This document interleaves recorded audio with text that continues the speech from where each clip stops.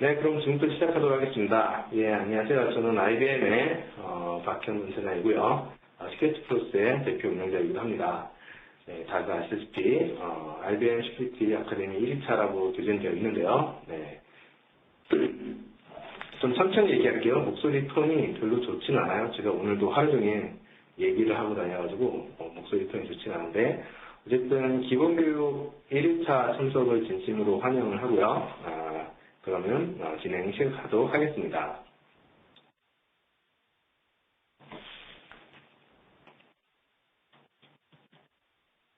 네, 오늘 아젠다고요. 오늘 아젠다는 이제 크게 세 가지로 구성이 되어 있어요. 그래서 첫 번째는 웹 보안의 개요, 두 번째는 OWASP 탑 10, 세 번째는 보안 개발 라이프 사이클, 이렇게 세 가지 주제로 구성되어 있습니다.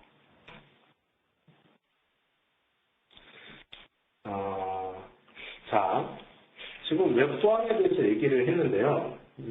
갑자기 디도스에 대한 내용이 나오네요. 자, 디도스랑 웹 보안이랑 어떤 상관관계가 있을까요? 디도스는 다들 아시죠? 디도스라는 거는 그 악성 코드를 이제 이런 좀비 PC에 심어서 이 좀비 PC를 중앙에서 통제해가지고 특정한 하나의 타겟 시스템을 공격해서 서비스가 불가능하도록 하는 전형적인 공격 기법 중에 하나죠. 근데 여기서 웹 보안과 어떤 차이가 있을까요? 어떤 관계점이 있을까요? 바로 그 좀비 PC를 만드는 방법에 있어서 이게 불특정 다수의 좀비 PC를 만들려면은 사실은 이제 돌아다니면서 한 명씩 PC에 악성 코드를 설치할 수도 없고 가장 좋은 방법은 웹사이트를 통해서 감염시키는 게 가장 좋겠죠. 그래서 공격자들이 이 디도스 공격을 하기 위한 그런 전초전으로서 그런 그 좀비 PC를 만들 때 웹사이트들을 이제 해킹을 해가지고 거기서 이제 악성 코드 배포하는 이제 그런 프로그램을 이제 사용하기 때문에 디도스 공격하고 웹 보안은 관련성이 있습니다. 그래서 디도스라는 공격을 이제 좀 더 예방적인 차원에 있어서 이제 본다고 하면은 각 사이트의 그런 보안성을 높여서 그런 좀비 PC에 배포될 수 있는 악성 코드가 삽입될 수 있는 가능성을 차단하는 것도 굉장히 그 예방적인 차원에서는 굉장히 중요하다고 볼 수가 있습니다. 자, 이거는 이제 다들 이제 아실 테지만 3월 20일 사이버 테러 이 같은 경우에도 아직까지는 이제 지금 조사 중이라서 정확한 그 내용에 대해서는 확인은 안 되지만은 일단 단정적으로 볼 때 여기에서도 내부의 사용자가 어떤 그 악성 링크가 삽입된 외부의 웹사이트를 이제 이용하게 되고, 그로부터 이제 악성 코드가 내부로 침입해서 다시 그 사내 전체 PC로 확산되는 이제 그러한 단계로 발표됐기 때문에, 결국 이제 앞서서 봤던 그 DDoS의 좀비 PC를 만든 거나 3월 20일 최근에 있었던 사이버 테러에 있어서 외부에서 내부를 침입하기 위한 그런 버튼을 만드는 좀비 PC를 만드는 것도 역시 마찬가지로 같은 내용에 해당된다고 할 수 있겠죠.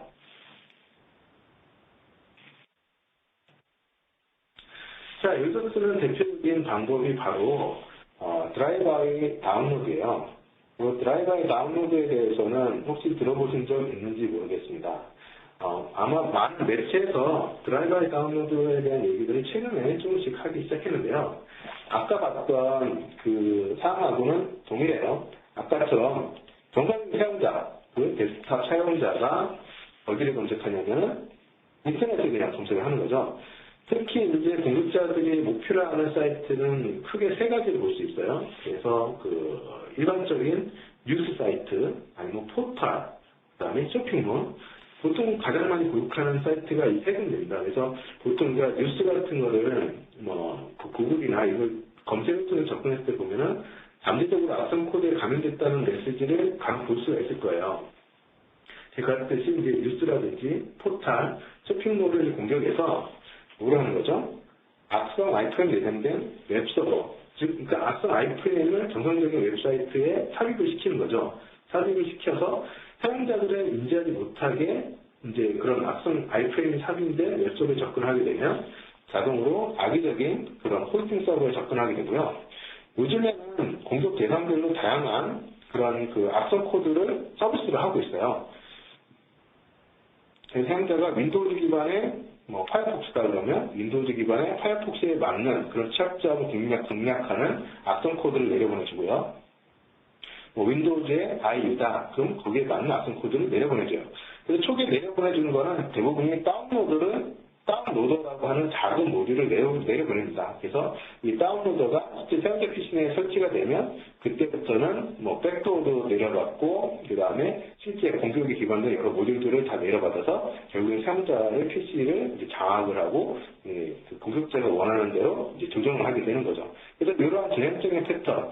여기서도 보면은 결국엔 궁극적으로 요 빨간색 표시박스가 표시가 된 이 부분. 그래서 그 인터넷 검색할 때 정상적인 웹사이트가 웹 공격을 받아서 악성 아이프레임이 삽입되는 아니면 악성 링크가 sab입되는 이 과정이 사실은 예방적 차원에서 보면은 우리가 이 전체 그런 웹 서비스를 하는 이제 그런 기업이나 아니면 서비스자들이 이제 함께 공조해서 웹 보안을 좀 더 철저하게 해주면 이런 다음에 이런 종류 PC가 되는 가능성을 조금이라도 줄일 수 있는 이제 그런 내용이 되겠죠. 그래서 실제 여러 가지 사건 사고들에 있어서 그 전조는 사용자들이 많이 사용하는 그런 웹사이트나 웹서버의 웹 해킹 공격을 통해서 악의적인 링크나 악의적인 코드를 서비스하는 이제 그런 그 아이프레임이나 그런 링크를 삽입을 하고 그다음 사용자들이 걸리기만 이제 기다리게 되는 거죠. 그래서 그런 것들을 통해서 일련의 사건, 사고들이 일어나기 때문에 이런 그 웹보안에 대한 중요성들은 가면 갈수록 굉장히 기본적이고 사회적인 의무, 책임이 될 수도 있겠고요. 그렇기 때문에 이제 그 정부에서는 당장 그 2013년부터 이제 시작을 해서 2014년까지는 모든 공공기관의 웹 관련된 프로젝트 아니면 어떤 개발 프로젝트에 있어서 그 보안성에 대한 그런 검증, 코드가 정말 안전하게 개발되어 있는지를 검증하는 것을 의무화하도록 되어 있습니다. 그래서 그런 이제 사항들이 있다는 거는 이제 좀 염두를 좀 해주시면 좋을 것 같고요. 자, 기본적인 웹 구조입니다. 기본적인 웹 구조, 많이 아시겠지만, 사용자들이 이제 있고요. 사용자들이 있고, 사용자들이 이제 서비스를 하기 위한 이제 웹 서버들이 있겠죠. 웹 서버들이 있고, 사용자들은 보통 웹 서버만을 이제 보게 됩니다. 웹 서버만을 보게 되는데, 실제로 이 웹 서버가 존재하기 위해서는 다들 아시겠지만, 어플리케이션 서버라고 하는 이제 비즈니스 로직이 이제 들어가 있는 부분이 있고요. 그래서 정적인 부분은 웹 서버에서 서비스를 하고, 동적인 부분은 웹 어플리케이션 서버에서 서비스를 하게 됩니다. 근데 이제 실제로 이제 비즈니스 로직 부분에 있어서 저장되는 데이터들은 이제 그 뒤에 데이터베이스 서비스라고 하는 쪽에서 이제 데이터들이 이제 저장되게 되어 있고요. 그 다음에 이제 이 데이터베이스가 중앙에 어떠한 그 뒤에 그 시스템하고 커뮤니케이션에서 여러 가지의 그 결과를 가지고 결국에는 사용자들한테 서비스를 하게 되는 이제 이러한 구조가 바로 웹의 구조가 되겠습니다. 그렇기 때문에 아무리 이제 방화벽으로 막는다고 하더라도 이 방화벽이 이제 서비스를 이제 차단할 수 없기 때문에 유일하게 외부에서 내부까지 쭉 연결된 패턴은 웹밖에 없습니다. 그래서 공격자들이 굉장히 쉽게 타겟을 하는 것이 웹서버고, 웹서버가 한번 뚫리게 되면 그걸 통해서 어플리케이션 서버, 데이터베이스 서버, 심지어는 그 안에 내부 시스템까지 쭉 들어갈 수 있는 경로가 될 수 있는 창구가 바로 웹인 거죠. 그래서 웹 보안에 대해서 굉장히 좀 더 강조를 해도 지나친 감은 없을 것 같고요.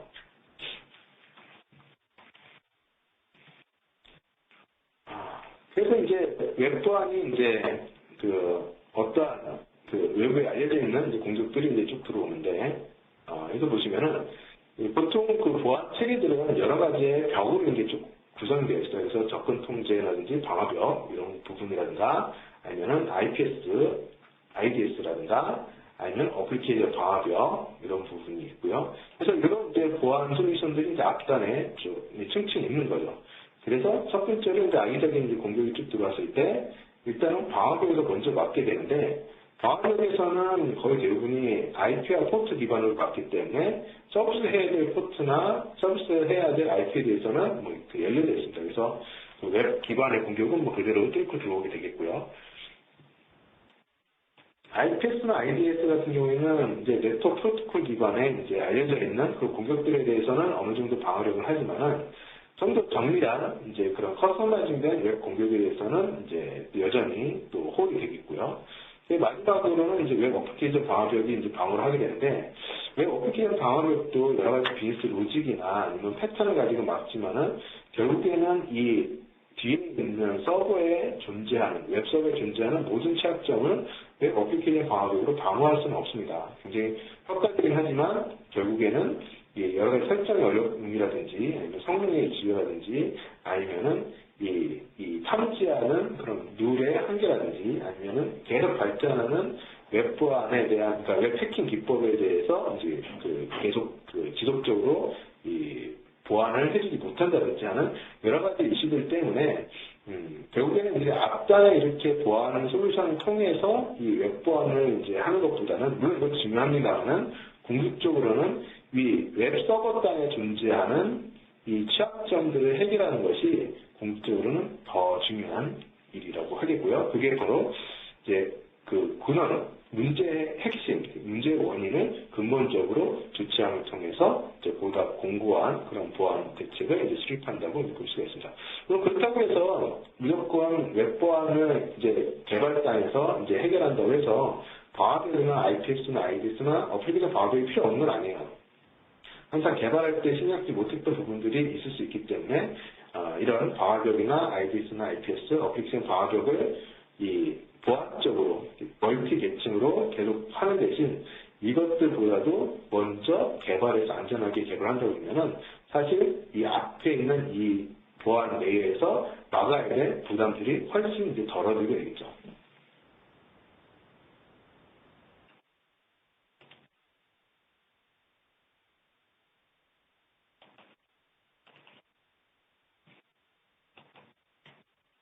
네. 자, 다음에는 이 모바일 쪽 어플리케이션 구조들도 일반적인 웹의 구조랑 동일합니다. 그래서 보시면은 이제 모바일 어플리케이션은 크게 세 가지 형태로 나눌 수가 있어요. 그래서 모바일 웹이 있고, 모바일 앱이 있고, 모바일 하이브리드 웹이 있는데, 뭐 구분을 좀 짓자면은 모바일 웹은 이제 모바일 웹 브라우저에 의해서 그냥 웹 서비스 하는 거랑 똑같습니다. 그래서 거의 PC랑 동일하게 좀 라이트한 형태의 XML 태그를 HTML 태그를 사용합니다만은 어쨌든 기본적으로 웹 구조를 그대로 가져가고 있고요. 모바일 앱 같은 경우에는 마치 이제 그 PC상에서는 클라이언트 서버처럼 어떤 클라이언트 모듈이 동작하는 것처럼 어떤 앱이라는 어플리케이션이 이제 동작을 해서 별도의 그런 그 네트워크 그 프로토콜과 그다음에 그런 것들을 가지고 커뮤니케이션하는 형태로 하나의 그냥 웹이 아니라 별도의 독립적인 어플리케이션처럼 이제 동작을 이제 하는 그런 형태가 되겠고요. 모바일 하이브리드 웹은 독립적인 어플리케이션처럼 동작을 하는데 내부적으로는 커스텀 모바일 브라우저를 통해서 웹 통신하는 이제 그런 형태로 구성되어 있습니다. 그래서 그 세 가지 모바일 웹, 모바일 앱, 모바일 하이브리드 웹 이 세 가지 형태가 있는데 결국 마찬가지로 얘네들도 기본적으로 프로토콜 자체는 웹이나 웹 서비스를 이제 많이 사용을 해요. 그래서 모바일 웹 같은 경우에는 HTTP나 HTTPS 기존의 웹 기술 그대로 사용을 하고요. 그 다음에 그 모바일 서비스 해주는 그 서버로부터는 HTML 코드나 CSS, JS 이런 코드들이 이제 쭉 내려오게 되겠죠. 네, 모바일 앱이나 하이브리드 앱 같은 경우에는 프로토콜을 HTTP로 쓰긴 하지만은 기본적으로 모바일 웹 서비스 기술을 써서 REST나 JSON이나 XML 형태를 커뮤니케이션 해요. 그러다 보니까 어쨌든 둘 다 웹이든 웹 서비스든 웹 기반을 하고 있기 때문에 모바일 어플리케이션에도 웹 기반의 공격, 그 다음에 이제 웹 해킹 이런 것들이 상당 부분 많이 그대로 적용이 됩니다. 그래서 이 웹 해킹, 웹 보안에 대한 기술들을 잘 익히면 그걸 그대로 모바일 쪽에서도 활용하거나 적용할 수가 있겠죠. 적용할 수가 있기 때문에 앞으로도 점점 더 중요해질 것 같고요. 자, 그러면 이제부터는 OWS 톱10 취약점에 대해서 공부를 해보도록 하겠습니다. 자, 먼저 첫 번째는 그 SQL 인젝션이에요. SQL 인젝션. 자, SQL 인젝션은 대부분이 어플리케이션이 사용자의 입력을 받아서 데이터베이스랑 커뮤니케이션 할 때 입력값에 대한 검증을 정확하게 하지 못해서 실제 와스가 데이터베이스에 그 정보를 쿼리하는 쪽에 어떠한 변화를 가할 수 있는 그런 공개 기법을 SQL 인젝션이라고 얘기를 하고 있어요. 그래서 지금 여기서 보면은 사용자의 로그인하는 상, 대표적으로 입력을 받는 부분이죠. 그래서 대체 이런 입력값 부분은 실제 이 뒤에 와스상에서 보면은 대략 이러한 코드로 구성이 되어 있어요. 그래서 와스상에서 DB를 쿼리하는 그 쿼리문은 SQL이라고 합니다. SQL. 그래서 select master from users에서 where user 땡땡 and password 땡땡에서 input 변수를 받아서 이 땡땡 부분을 채우게 되는 거죠. 그래서 정상적인 사용자라고 하면 이렇게 이제 해당이 됩니다. 사용자 조건에 패스워드 1, 2, 3, 4 이렇게 되면 실제 이 입력값이 인터넷을 타고 웹서버에 들어가서 와스에 들어가서 실제 데이터베이스 쿼리할 때는 이제 이런 SQL 쿼리문으로 변환이 돼서 쿼리하게 된 거죠. 근데 여기에 한 가지의 개발자의 오류라는 거는 뭐냐면은 사용자가 항상 자기가 이렇게 아이디나 패스워드 넣는 착한 사용자만 있다고 가정하는데 문제가 있어요.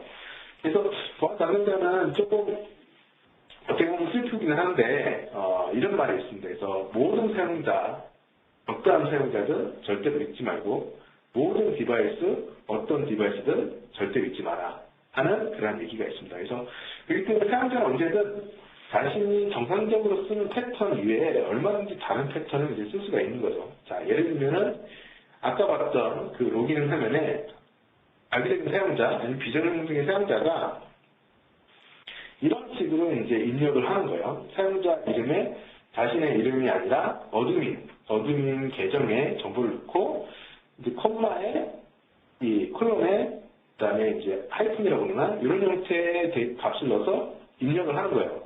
이렇게 하면은 이 입력된 값을 검증하지 않으면 그대로 이 SQL 문에 이제 들어가게 될 거고요.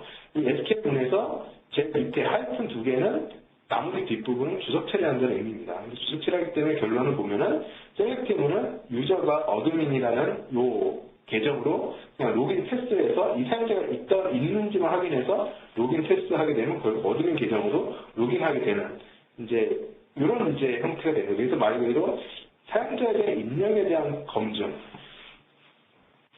사용자의 입력에 대한 그 값의 바운더리, 범위를 한정짓지 않아서 결국에는 이런 SQL 인젝션 공격이 이제 가능해지게 되는 거고요. 이런 SQL 인젝션 공격이 단순히 웹에서만 발생되는 문제는 아니에요.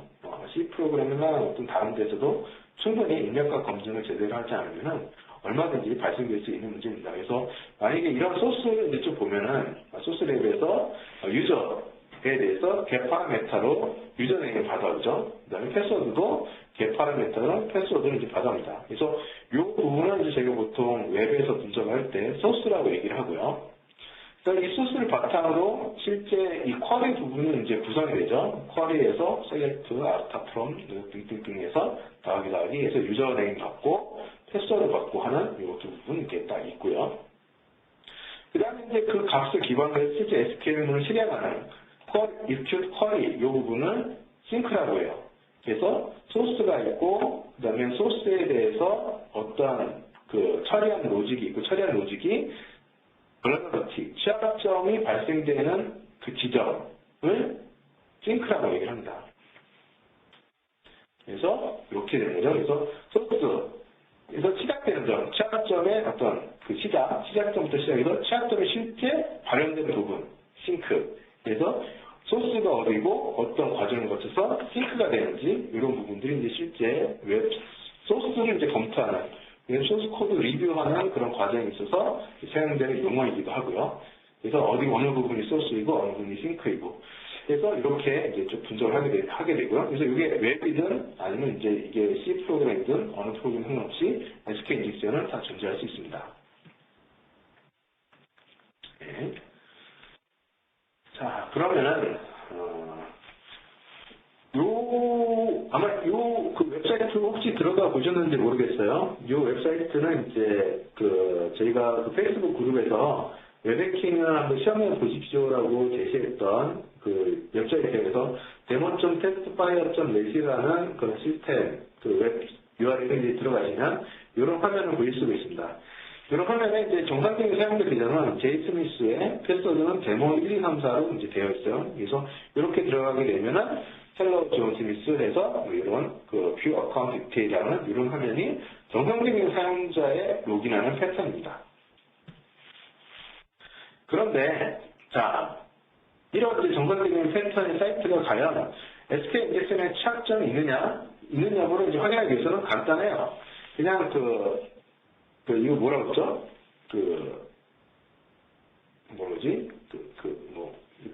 다운표라고 해야 되나?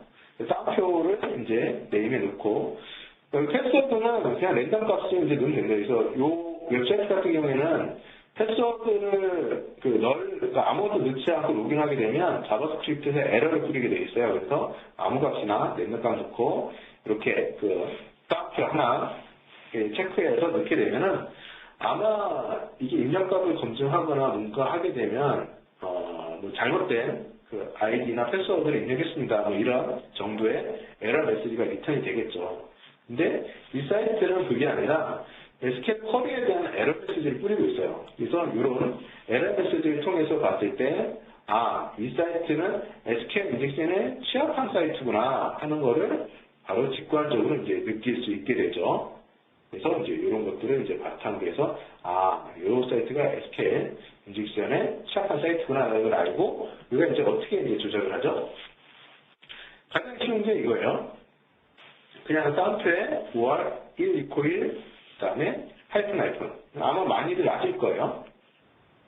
이렇게 이제 넣게 되면 이제 그 SQL 코드가 이제 사용자 내용 없이 그냥 1 1이 참이기 때문에 무조건 이 루틴을 참으로 해서 이 사용자 DB의 가장 첫 번째 이 코드의 파라미터 대부분이 로그인 처리가 되도록 되어 있는데 가장 첫 번째 사용자는 대부분이 설치할 때 가장 처음 생성되는 사용자이기 때문에 거의 대부분이 어둠입니다.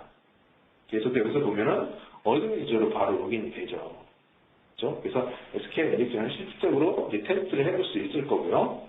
SQL 인젝션은 이것만 있느냐? 사실 그렇진 않아요. 굉장히 다양한 형태로 해볼 수가 있습니다. 다음에는 이제 여기서 보면 메뉴 왼쪽에 메뉴 한 두 번째 보면 View Recent Transactions라고 하는 메뉴가 있어요. 그 메뉴를 클릭을 해보면 또 이런 입력 창이 나옵니다. 항상 입력 창이 나오면은 무조건 습관적으로 다운표를 한번 넣어보세요. 그래서 LMS 처리를 제대로 하고 있나 안 하고 있나. 역시 마찬가지로 여기서도 LMS 처리가 잘 못하고 있습니다. 못하고 있고 일반적으로는 이런 사용자들이 날짜 값을 입력할 거를 이제 기대를 하는데 그렇게 안 넣는 거죠. 그렇게 안 넣고 여기서는 어떤 공격 방법을 썼냐면은 유니언 어택이라는 걸 썼어요. 여기 보면 유니언이라는 표시가 나오죠. 유니언 어택. 유니언 어택이라는 게 뭐냐면은 SQL 쿼리에서 유니언은 어떤 SQL 쿼리문에 더해서 부가적으로 SQL 쿼리문을 한 번 더 병행을 돌립니다. 병행을 돌려서 그 결과값을 나란히 이제 쭉 주게 되어 있는데요. 여기서도 보면은 이제 유니언을 통해서 뭐를 이제 추가적으로 이 쿼리하고 있냐면 사용자의 아이디, 그 다음에 패스워드 이 값들을 부가적으로 쿼리를 하고 있는데 사실 이게 해커가 만약에 공격한다 보면 사실 이런 쿼리를 날리기는 쉽지는 않아요. 왜냐면은 이거는 DB 구조, 컬럼의 각각의 네임에 어떤 게 위치하고 있다는 거를 다 안 상태에서 이거를 이제 쿼리를 날려야 되기 때문에 사실 그런 구조를 모르면은 이런 공격을 하기가 어렵습니다. 그래서 이거는 뭐 거의 내부자나 개발자가 이제 날릴 수 있는 공격이 될 것 같고요.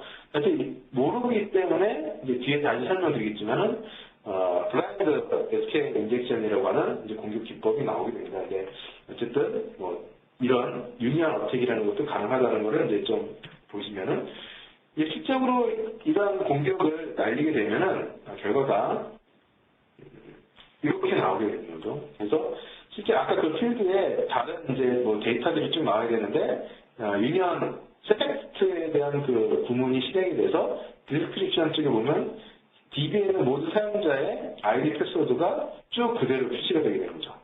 그래서 유저네임이 보고 패스워드가 뭐고 이렇게 쭉 해서 사용자의 그런 아이디 패스워드 정보를 도용하고 유출할 수 있는 이제 그러한 공격이 유니언 공격을 통해서 실행이 된 거고요. 그래서 이제 이렇게 인젝션 종류를 이제 몇 가지 형태로 나눠보면은 크게 한 6가지 정도를 제가 보기에는 분류할 수 있을 것 같아요. 그래서 첫 번째로는 그 잘못된 필터, 스케이프 캐릭터라고 하는 다운프라고 그러는 그런 것들을 이제 제대로 잘 처리하지 못해서 이제 발생될 수 있는 SK 인젝션 앞서 본 예와 같고요. 그 다음에 두 번째는 이제 인코렉트 타입 핸들링이라고 해서 얘도 마찬가지로 이 세미콜론이라고 그러나요? 세미콜론 부분을 처리를 잘 못하면은 이런 식으로 공격을 따를 수가 있어요. 어떤 각 뒤에 세미콜론을 주고 바로 그 뒤에 이어서 SQL문을 통해서 세미콜론을 하게 되면은 이제 거기서 한번 그 SQL문이 끝나고 새로운 SQL문을 작성할 수 있기 때문에 이제 이런 형태로 해서 이제 공격을 또 해볼 수가 있습니다. 그 다음에 이제 세 번째가 ODBC 에러 메시지 어택이라고 하는 건데요. 요거는 사실 외부에서는 블라인드 SQL 인젝션처럼 많이 인지가 되고 있는데요. 사실 블라인드 SQL 인젝션은 좀 다릅니다. 그래서 요 ODBC 에러 메시지 어택인 경우에는 헤딩이나 그룹바이라고 하는 SQL 쿼리문을 이용을 해서 에러 메시지에 나타나는 이제 메시지를 해석을 해서 아까 봤던 테이블 구조, DB 테이블 구조, 컬럼명이 뭐고 하는 것들을 이제 파악해 나가는 거를 ODBC 에러 메시지 어택이라든지 JDBC 에러 메시지 어택 이런 것이 이제 얘기할 수 있어요. 그래서 여기서 예를 들어서 보면 지금 어떤 유니버스 사이트에 이 헤딩 1, 2, 이렇게 메시지 줬죠. 주고 이제 엔터를 치게 되면은 이 헤딩이라는 거는 그룹바이라는 것이 같이 필수적으로 들어가서 이게 데이터가 처리돼야 되기 때문에 그룹바이가 없다고 하는 에러 메시지가 나면서 이 테이블 정보를 이렇게 노출하게 되죠. 그래서 news.id라고 하는 컬럼과 그다음에 news라고 하는 테이블이라고 하는 이 두 가지 정보를 가지고 여기에 컬럼이 news_id라고 하는 컬럼이 존재하는구나 하는 것을 파악을 하는 거예요. 여기 적은 것처럼. 그래서 이런 에러 메시지를 계속 이 여러 가지 형태의 SQL 문을 바꿔가면서 이 컬럼 내용을 계속 추정이 나갑니다. 에러 메시지를 통해서. 그래서 이제 결국에 이 전체의 이 컬럼 구조가 파악이 되면은 이제 그때는 유니언 어택으로 데이터 전체를 추출을 하는 거죠. 근데 이제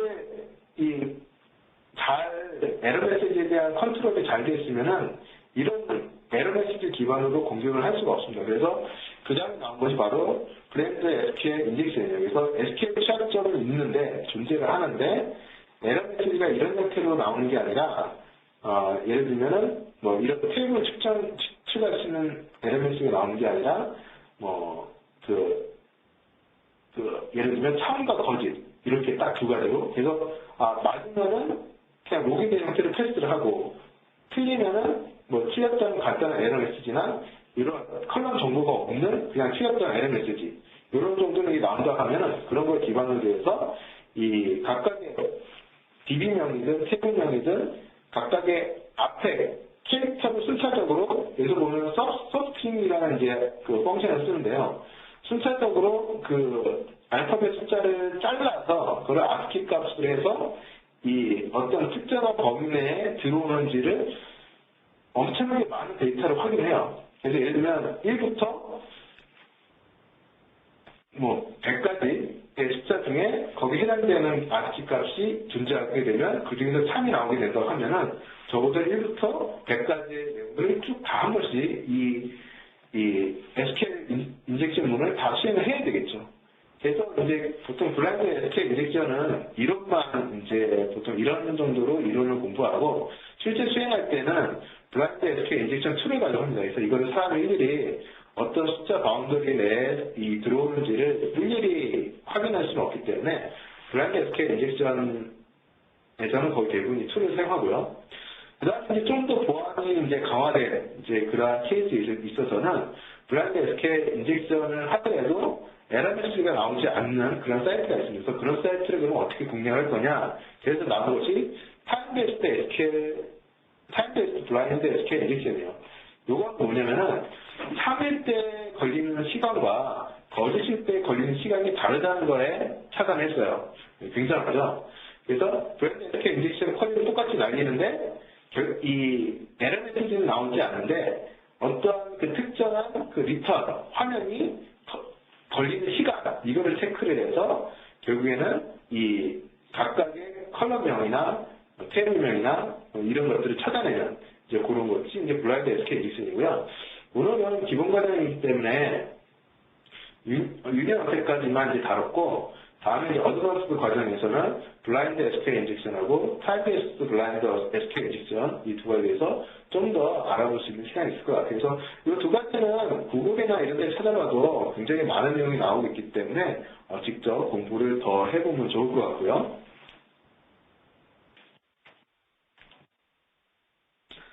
자, 다음으로는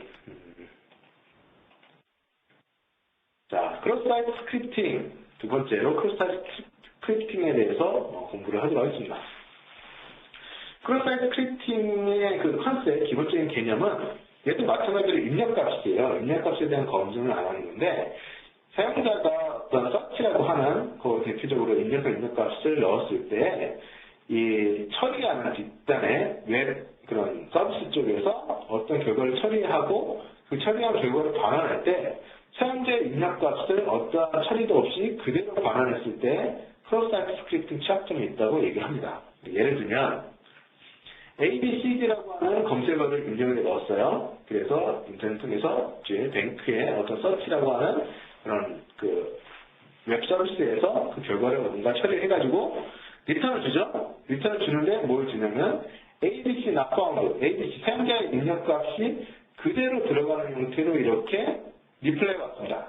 이렇게 리플라이가 오면은 요 포인트, 요 서비스에는 크로스 사이트 스크립팅 취약점이 있다고 얘기를 할 수가 있어요.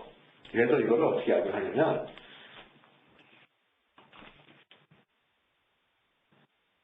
자, 똑같이 그 서치하는 그 화면에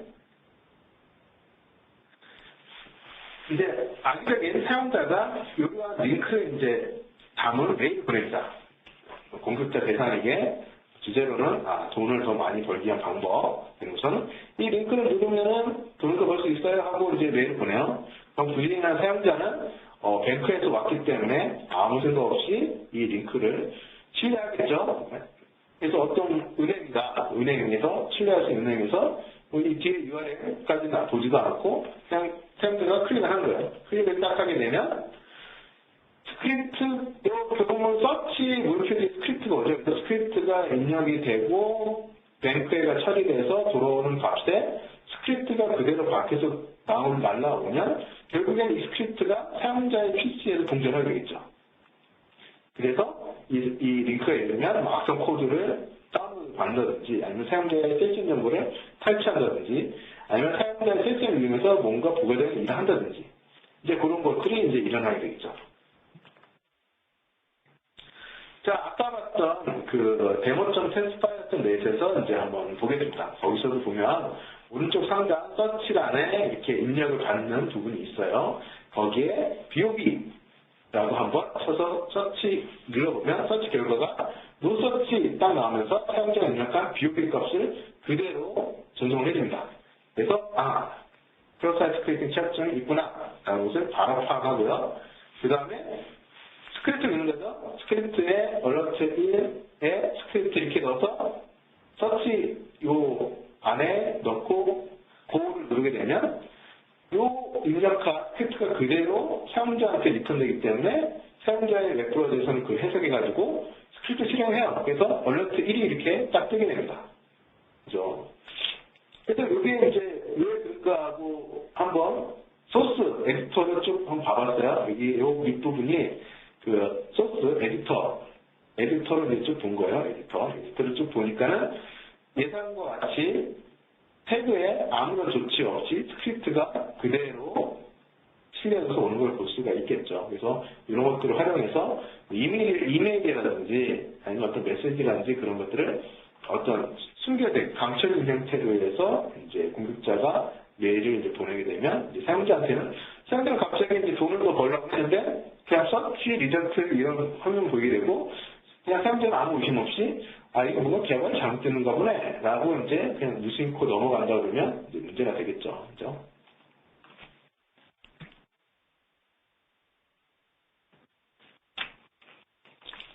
자, 다음은, 자, 요거는 이제 다른 스크립트를 좀 넣어보죠. 다크점 쿠키 그러면 이제 세션 정보. 이제 여기 이제 세션 정보예요. 세션 정보가 이제 이렇게 좀 신기해지게 되겠고. 그 다음에 윈도우점 로케이션 이렇게 되면 실제 사용자 페이지가 이쪽으로 이동을 하게 됩니다. 그래서 다양한 스크립트를 넣을 수가 있는데, 예를 들면 이제 이렇게 스크립트를 넣게 되면 사용자들이 눈치를 다 채잖아요. 그래서 아예 어떤 이렇게 JS 파일을 만들어서 그거를 이제 스크립트만 넣고 이제 동작하도록 이제 합니다. 그럼 사용자가 아까 봤던 이메일에서 그런 링크를 클릭을 해서 이런 서치라는 그런 서비스나 그런 취약한, 크로사이트 스크립트 취약해 있는 그런 서비스로 이 앞선 사이트에 xxs.js를 실행하게 되면 어떤 결과가 일어날까요? 자, 그 얘가 이런 거예요. 그래서 사용자한테 이런 이메일이 가는 거죠. 그래서 뭐 고객님 뭐뭐 하기 위해서 이 어세스더 뭐 홈페이지를 클릭을 해 주십시오. 요거의 링크를 보면은 이런 형태로 쭉 돼 있어요. 어떠한 뭐 텍스트 서치인데 스크립트로 되어 있고 거기에 hightech.js라고 하는 안전 사이트를 접속하도록 이렇게 쭉 구성되어 있습니다. 그래서 그냥 사용자는 그냥 서치 리전트가 없다는 결과만 딱 보여지게 되고 사용자는 아무런 의심 없이 그냥 자기가 가고자 하는 방향을 쭉 가게 되는데 백단에서 그러면 그 hightech.js는 어떠한 일을 할까요? 자, 이런 일을 합니다. hightech.js는 사용자의 키스트로크를 받아서 전달해주고요. 그 다음에 사용자의 로그인했을 때 아이디 패스워드 전달을 해주고 그 다음에 세션 아이디 전달을 통해서 세션 하이제킹을 할 수 있도록 해주는 거죠.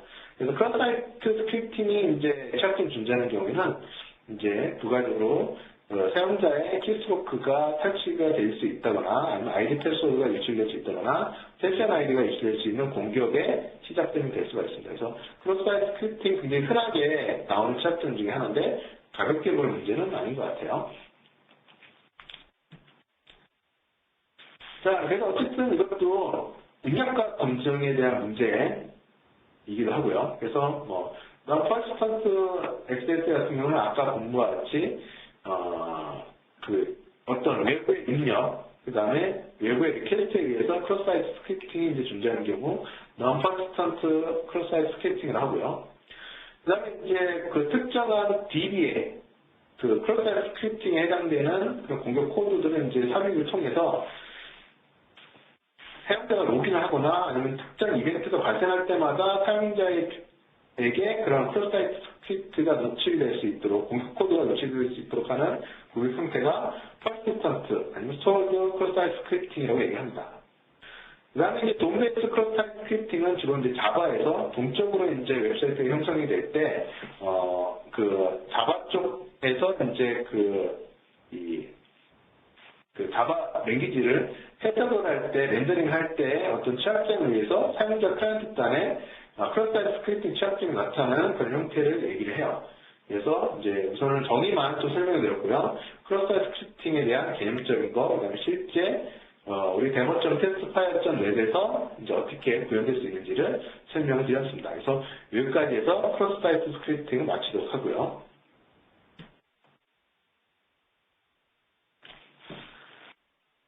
자, 그 다음에는 이제 브로큰 오덴티케이션 앤 세션 매니지먼트에 대한 항목이에요. 근데 요거는 사실 시연하기가 상당히 좀 곤란합니다. 곤란하기 때문에 그냥 설명으로 그냥 넘어가도록 하겠습니다. 그래서 어차피 HTTP라는 거는 그 커넥션이 지속되어 있는 프로토콜 아니죠. 요청하고 요청받고 요청하고 요청받고 하기 때문에 상태에 대한 정보가 없습니다. 계속 트래킹을 해야 될 정보가 있다면 그거를 어떻게 표현해야 되는데 그래서 나온 것이 이제 세션 아이디죠.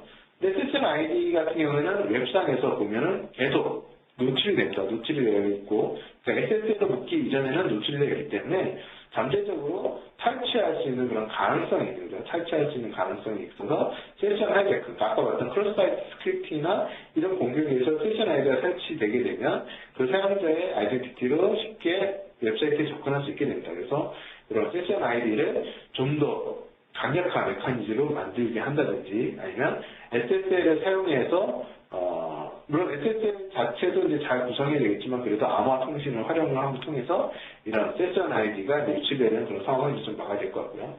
그리고 좀 의외의 백도어가 있을 수 있어요. 의외의 백도어가 뭐냐면은 그 패스워드 변경하는 부분이나 패스워드 리마인더, 아니면 패스워드 리셋, 그 다음에 뭐 예를 들면 질의응답 방식의 패스워드 갱신, 하여튼 등등의 이런 포인트에 있어서 좀 부재하게 한다 그러면은 이런 것들이 노출될 수 있는, 아니면 사회공학적인 방법으로 노출될 수 있는 가능성들이 있고 하기 때문에 이제 굉장히 좀 주의를 해야 될 것 같습니다.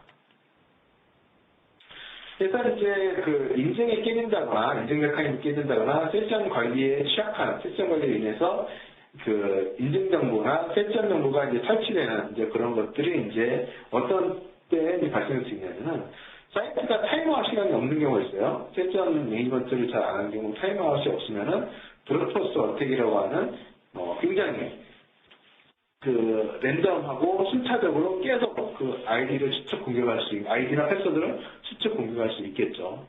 그 다음에 이제 사용자가 로그아웃 해야지 세션이 보통 끊기는데 사용자는 로그아웃 하지 않죠. 저도 보통 보면 그 브라우저의 오른쪽 상단에 X 표시라고 하는 터미네이트를 하게 되는데 그런 경우에 세션은 그대로 남아있게 됩니다. 그래서 남아있는 그 세션을 이용해서 악의적인 사용자가 접근할 수 있는데 이제 그런 것들이 이제 세션 관리에 있어서 뭐 타임아웃 기능이라든가 아니면 세션을 이용할 때 사용자 간의 정보를 확인하는 부분이라든가 여러 가지 메커니즘을 통해서 이제 그런 좀 더 강력한 세션을 가지고 사용자들이 로그아웃하지 않고 그냥 그 세션을 끊었을 때 이제 그 세션이 도용되는 이제 그런 것들을 이제 막을 수 있겠고요. 또 경우에 따라서는 그 세션 자체, 세션 아이디 자체가 이 고정되어 있을 수가 있어요. 고정되게 되면은 결국에는 유출을 통해서 다른 사용자들의 세션을 이제 그 탈취할 수 있기 때문에 세션이 고정되는 것도 취약점 중에 하나 될 수 있습니다. 그래서 그 세션 자체는 그 네트워크상에서 바로 볼 수 있는 그 랜덤한 숫자나 문자열의 그 코드로 되어 있기 때문에 그 코드를 이제 로그인했다가 로그아웃했다, 로그인했다, 로그아웃했다 확인해 보면 세션이 고정되어 있구나, 고정되어 있지 않구나 하는 것을 금방 확인해 볼 수가 있어요. 그 다음에 크레덴셜 멘트가 암호화되어 있느냐, 그래서 패스워드 이런 것들이 암호화되어 있느냐, 이런 것도 상당히 중요한 내용이 되겠죠. 그 다음에 이제 인시큐어 다이렉트 오브젝트 레퍼런스라고 하는 거는 지금 여기서 보시면 이 웹사이트 같은 경우에는 재밌게 웹사이트가 구성이 되어 있어요. 컨텐트라고 하는 펑션에 그 HTML 파일을 호출해서 이 웹사이트를 구성하는 형태로 되어 있습니다. 그래서 메뉴를 클릭해보면 그 메뉴에 해당되는 HTML 파일이 컨텐츠라는 펑션에 의해서 호출을 해서 이 웹페이지를 보여주게 되어 있는데요. 이런 부분, 어떤 파일을 읽어서 컨텐츠를 표시하는 이 부분에 있어서 파일을 읽는 이 펑션이 파일에 대한 내용들을 체크하지 않는다는 거죠. 그래서 역시 어떻게 보면 이것도 입력과 검증에 대한 문제인데 입력에 대한, 이 파일명에 대한 입력을 검증을 안 하기 때문에 공격자는 이런 형태를 넣는다는 거예요. 점점에 점점, 이게 뭐죠? 상위 디렉토리로 쭉 올라가서 패스워드.txt라는 파일을 읽어와 달라고 하는 이제 이런. 그러니까 실제 컨텐츠라는 펑션이 사용자 이런 알고리즘의 입력에 대해서 검증을 하지 않게 되면은 이 파일을 그대로 찾아가서 공격자한테 그대로 그 파일을 전달해 주게 되는 거죠. 사실 이 웹사이트 같은 경우에는 취약점은 있는데 사실 이런 파일이 없어요. 이런 파일이 없어서 에러 메시지는 나지만 뭐 파일이 내려받거나 그러진 않습니다. 하지만 중요한 정보를 제공해주고 있죠. 자, 뭐죠? 이 웹서버는 이제 D 드라이브에 존재를 하고 있구나 하는 거. 그러면 밑에 보면 또 많은 중요한 정보를 또 같이 주고 있어요. 여기 보시면은 D 드라이브의 다운로드 밑에 알트로 뮤추얼 언더바 V6의 웹사이트 디포트.aspx라고 하는 디렉토리에서 이런 것들이 있다.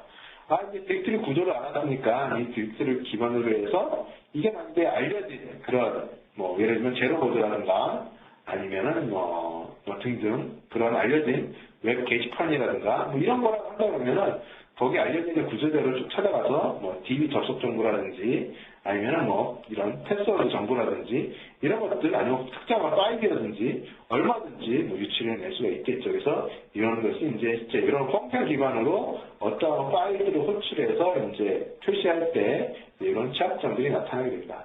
이런 것들은 굉장히 흔히 많이 나타날 수도 있어요. 예를 들면 그림, 뭐 예를 들면 그죠? 슬라이드 쇼를 이제 구현한 프로그램이라든가 이런 것 같은 경우에는 그림 파일이 이제 호출을 해서 이제 보여주는 형태가 될 텐데, 뭐 그런 데 있어서도 이런 인시큐어 다이렉트 오브젝트 레퍼런스라고 하는 그 취약점이 존재할 수 있겠죠.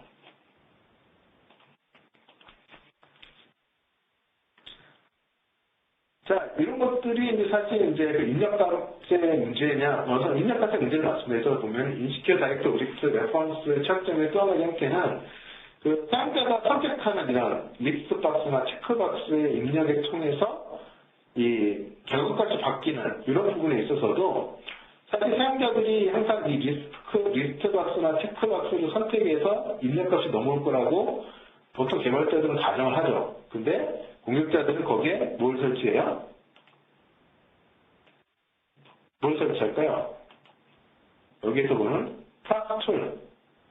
중간에 리퀘스트를 날라가기 전에 가로채서 해당 파라미터를 변조하게 되죠. 그래서 40에서 50으로 변조하게 되면 공격자는 100, 116, 50이라는 어카운트의 모든 정보를 다 볼 수 있겠죠. 그래서 이런 것이 이제 인시큐어 다이렉트 오브젝트 레퍼런스의 취약점이 있다라고 보시면 됩니다. 그 다음에 크로스-사이트 리퀘스트 포저리라고 하는 CSRF에 대한 그 취약점, 공격 방법에 대해서 설명을 드릴게요. 이것도 굉장히 심플해요. 이것도 마찬가지로, 자, 이거는 이제 크로스-사이트 스크립트 취약점이 있으면 좀 더 이용하기가 용이하고요. 이 취약점은, 게시판이라든가 어떤 그 해당 서비스에 사용자가 뭐 글이나 이런 것들을 입력할 수 있는데 HTML 코드를 자유롭게 입력할 수 있다든지 하여튼 어떤 그런 것들을 HTML 코드를 삽입할 수 있다든지 하는 그런 부분에 있어서 취약점이 나타날 수가 있어요. 그래서 여기서 보면은 게시판이라고 합시다. 게시판에 이게 뭐죠? 돼지 그림인가요? 돼지 그림을 이제 올리면서 거기에 밑에 자그맣게 또 이미지로 이러한 링크를 이제 거는 거죠. 이미지 소스에 뭐 뱅크의 트랜스퍼 펀드의 뭐 이런 형태로 그러면은 이 그림의 게시판에 글이 있는 사용자는 이 그림을 보고 있지만 그 사용자의 세션 그 다음에 그 사용자의 권한으로 실질적으로 사용자가 알지 못하게 이러한 명령이 수행이 되는 거죠. 이 명령이 뭐냐면은 예를 들면 돈을 이체하는 그런 명령이죠. 그래서 사용자로부터 해커로 돈을 이체한다. 뭐 이런 것도 있을 수 있겠고요. 그러면 어드민한테 뭐 엔드유저한테 보여주지 않지만 글을 올리는 사람한테 보여주지 않지만은 어드민한테 뭔가 글을 올리는 뭐 예를 들면 헬프데스크 성격의 그런 게시판이다. 그러면 어드민이 글을 열어봤을 때 악의적으로 뭔가 할 수 있는 스크립트를 그 안에 보여주지 않게 설정하게 되면은 뭐 사용자를 생성한다든지 아니면 어드민 계정을 바꾼다든지 이런 것들도 이제 할 수가 있는 거죠. 그래서 이런 방식의 공격 기법이 크로스-사이트 리퀘스트 포저리라고 하는 이제 공격 방법이 되어 있고요. 그래서 이렇게 돈이 유출이 되는 거죠.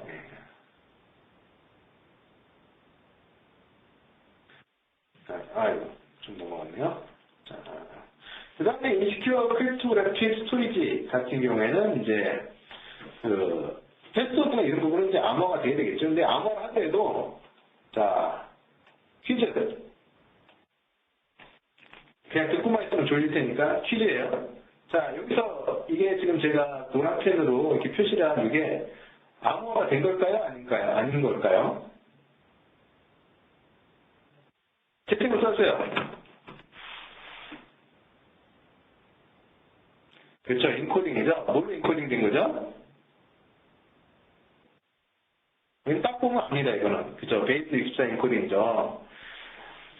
네, 이런 것도 굉장히 쉽게 이제 보여줄 수 있기 때문에, 이거 뭐 그냥 구글에 넣으면 바로 그 값이 나와요. 네, 그렇기 때문에 이런 것들은 암호화라고 하지 않습니다. 그래서 인코딩이라고 하지. 근데 아직까지도 이거를 암호화라고 우기면서 쓰시는 분들도 계세요. 그죠? 절대 안 되겠죠. 그래서 이제 이게 인시큐어란 크립토그래픽 스토리지의 한 형태를 볼 수도 있겠고요. 이 암호화도 여러 가지 그 레벨이나 그 키의 길이에 따라서 암호화에 기반된 공격에 그 견딜 수 있는 시간들이 있습니다. 그래서 그런 것이 이제 비즈니스 타임 내에 어느 정도까지 견딜 수 있느냐 하는 것이 리커버리 타임이라고 하는데 리커버리 타임이 충분하게 확보될 수 있는 좋은, 굉장히 그런 뛰어난 그런 암호화 알고리즘을 선택을 해야 되겠죠. 자, 이제 얼마 안 남았어요. 자, 그 다음에 이제 fail to restrict URL access 같은 경우에는 사용자가 아니면 개발자가 어떠한 그 위치의 URL을 알고 있어요. 알고 있는 경우에 직접적으로 인증을 거치지 않고 그 URL을 킨다는 거죠. 지금 여기서 예를 보다시피 공급자가 이 웹사이트의 어드민 URL을 알고 있어요. 그래서 어드민의 어드민.jspx. 그래서 만약 이게 설계가 잘 되어 있다고 한다 그러면은 이 퍼미션 디나이나 아니면 이제 권한 없음 아니면 로깅 페이지로 리다이렉션 돼야 되는데 이게 리스트리트 URL 어세스 부분이 페일되면 이런 차이점이 있기 때문에 그냥 어드민 페이지가 그대로 보여지는 거예요. 그래서 여기서는 그냥 어드민 작업하는 모든 특권을 그대로 다 수행할 수 있는 차이점이 이제 있는 거죠. 그래서 이런 것들이 실제 사용자들이 반드시 로깅 페이지를 통해서 웹사이트에 접근할 거다. 이런 생각을 가지면 안 되는 거죠. 사용자는 어느 루트이든 마음대로 접근할 수 있다고 가정을 하고 보안 체계를 설계를 해야 되겠죠.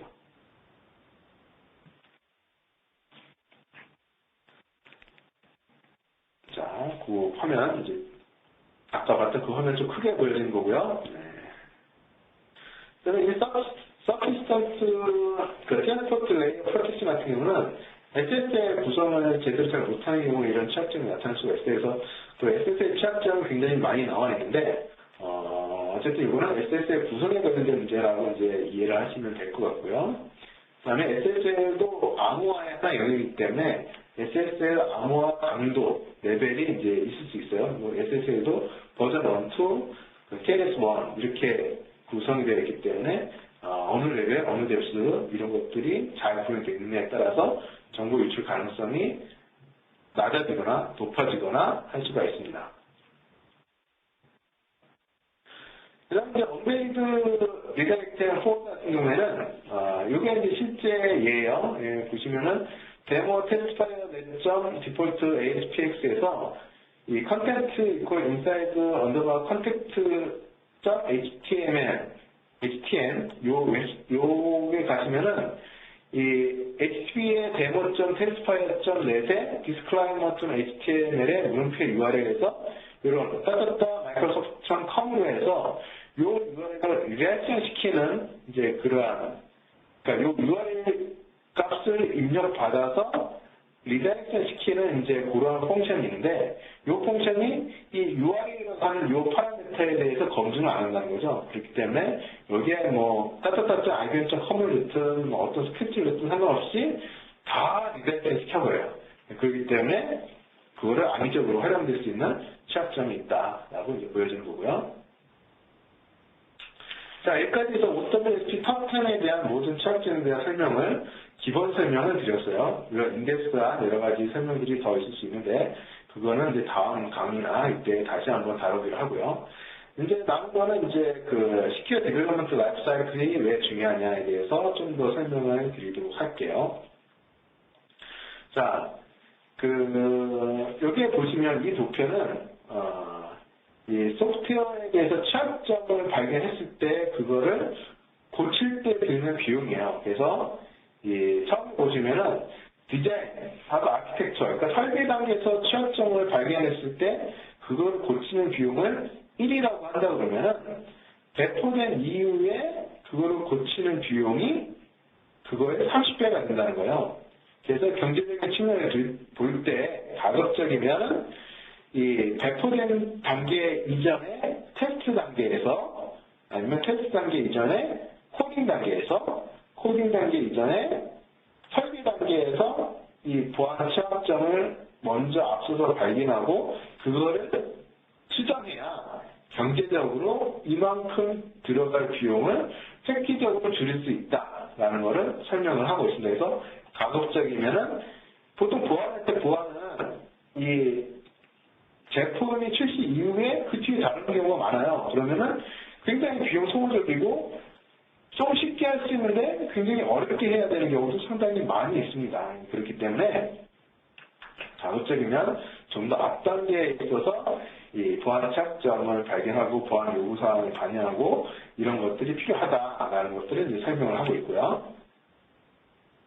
그래서 이게 이제 그 소프트웨어 디벨롭먼트 라이프 사이클의 보안적인 개념을 넣어서 시큐어 디벨롭먼트 라이프 사이클을 얘기를 하는 거예요. 그래서 기본적으로 여기 원해 보이는 이 부분의 내용들은 소프트웨어 디벨롭먼트 라이프 사이클인데요. 소프트웨어 개발할 때 처음에 이제 디자인 단계가 있고요. 그 다음에 디벨롭 단계가 있고, 빌드 테스트 단계가 있고, 디플로이 단계가 있고, 제일 마지막으로 매니지 모니터, 나는 디펜드 단계가 있다 해서 이렇게 쭉 순환 구조를 쭉 돌게 되어 있죠. 그래서 자체적으로 개발할 때는 이제 이러한 순환 구조를 그리게 되어 있고요. 만약에 외부에 아웃소싱을 준다 그러면은 디자인 단계에 있어서 이제 그 설계했던 내용들을 아웃소싱 파트너에 주고 아웃소싱 파트너에서 소프트웨어를 먼저 받으면 테스트에서 배포하는 이런 이제 똑같은 과정을 거치게 되는 거죠. 그래서 각 과정에 대해서 설계 단계에 있어서는 중요한 것이 이제 보안 요구사항을 잘 정리하는 것이 굉장히 중요하겠죠. 그렇기 때문에 보안 전문가들이 이런 그 소프트웨어 설계를 할 때든가 비즈니스 설계라는 초기 단계부터 인볼브를 해서 하는 것이 굉장히 중요하고요. 그 다음에 이제 디벨롭먼트 단계에 있어서는 이제 시큐어 코딩을 해야겠죠. 보안에 대한 요구사항이 잘 발견될 수 있도록 시큐어 코딩을 해야 될 거고요. 그 다음에 이제 그런 것들이 정확하게 보안 요구사항에 맞춰서 개발됐는지를 테스트할 때 보안 테스트를 해야 될 거고요. 그 다음에 디플로이 할 때라든지 오퍼레이션 할 때라든지 지속적으로 다 보안 테스트를 해야 돼요. 왜 지속적으로 보안 테스트를 해야 되죠? 이 웹 해킹 기법이라는 것은 어떻게 HP 탑10만 있는 게 아니에요. 항상 새로운 그런 공격 기법이나 취약점이 나오기 때문에 지속적으로 디플로이된 이후에도 운영 중에도 취약점에 대한 관리는 지속적으로 해야 됩니다. 국내에 보면은 국내 이 보안 체계의 가장 큰 문제점은 지속적인 관리를 하고 있지 않다는 게 굉장히 큰 문제점이 있어 보여요. 그래서 뭐 정책이든 취약점 관리든 이런 것들이 지속적으로 이루어져야 되는데 뭐 그런 것들을 제대로 잘 못하고 있죠. 그래서 그런 것들이 이제 웹보안에서도 마찬가지로 지속적으로 계속 이제 관리를 해야 될 부분이 되겠고요. 그 다음에 이제 마지막으로 그 스킬 디벨롭먼트 라이프 사이클의 이제 전체 과정을 좀 요약을 해보면요. 첫 번째 리퀘어먼트, 두 번째 디자인, 세 번째 코딩, 그 다음에 테스트, 그 다음에 디플로먼트를 나눴을 때 그 안에 일어나는 여러 가지 액티비티들은 다음과 같아요. 그래서 첫 번째 보안 요구사항을 이제 잘 정리를 해야 되겠고요. 그 보안 요구사항을 정리할 때 도움이 되는 툴이 스트릿 모델링이에요. 그래서 여러 가지 그 데이터 다이어그램이라든가 아니면 유스 케이스라든가 각각의 케이스에 대해서 어떤 위험이 있는지를 시뮬레이션하고 모델링하고 그다음에 유스 케이스에 대비되는 언유스 케이스라든지 이런 악의적인 접근 경로를 시뮬레이션해서 거기에 대한 대응 내지는 거기에 대한 대응에 대한 보안 요구사항 이런 것들을 도출을 잘 해내는 것이 굉장히 중요합니다. 그다음에 설계 단계에 있어서는 이제 설계가 보안적으로 잘 되도록 이제 시큐어 디자인 해야 되겠고요. 이제 뭐 시스템이 큰다 그러면 이제 아키텍처 관점에서 보안 쪽을 잘 설계되는지를 분석을 해야 되겠죠. 그다음에 코딩 단계에서는 이제 개발자 교육을 잘 수면된 보안 쪽으로 잘 수면된 개발자들이 보안 코딩을 해야 되겠고요. 그다음에 이제 코드에 대한 품질 검증 차원에서 보안 쪽으로 잘 되는지를 코드 검증을 해야 되겠고요. 그다음에 테스트 단계에서는 전체적으로 이제 보안 테스팅을 해야 되겠고, 디플로이 단계에서는 물론 안전하게 디플로이를 해야 되고, 그 다음에 향후에 새롭게 나온 취약점 아니면 기존에 고치지 못했던 취약점에 대한 관리도 해야 되겠고요. 그 다음에 운영 환경을 이제 보안 쪽으로 잘 유지를 해야 되겠고, 항상 지속적인 보안 테스트도 굉장히 중요합니다. 그래서 여기까지 해서 사실 2시간 잡긴 했는데요. 짧게 1시간으로 압축 요약해서 일단 강의는 여기까지 했고요.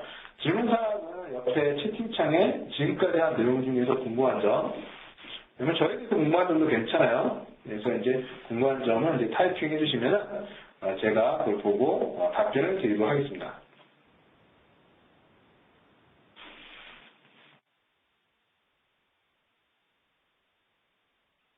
궁금한 점 없으세요? 너무 강의를 잘했나? 아니면 혹시 안 들리고 있는 거 아니에요?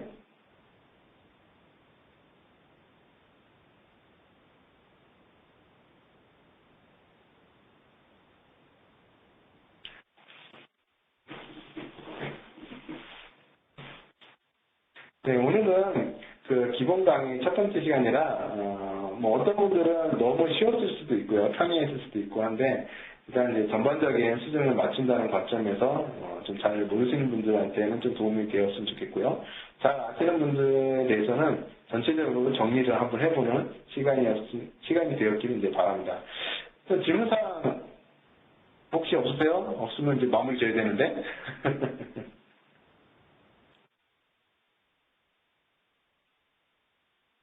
자, 리코딩은 계속하고 있는데, 리코딩의 통편은 잘 몰라요. 제가 이 시스템에 익숙치 않기 때문에, 리코딩이 페일하게 되면 오늘 못 들어오신 분은 굉장히 억울하실 것 같게끔 후기를 좀 잘 좀 남겨주시고요.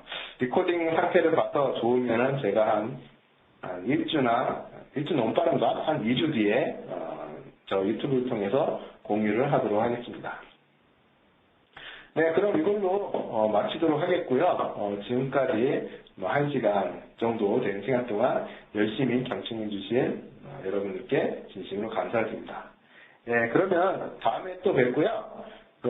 온라인상에서도 열심히 활동해 주시고요. 오프라인 모임은 한 5월 중에 있을 거니까요. 그때도 또 많이 참여해 주셨으면 좋겠습니다. 예, 고맙습니다. 이것을 마치겠습니다. 네.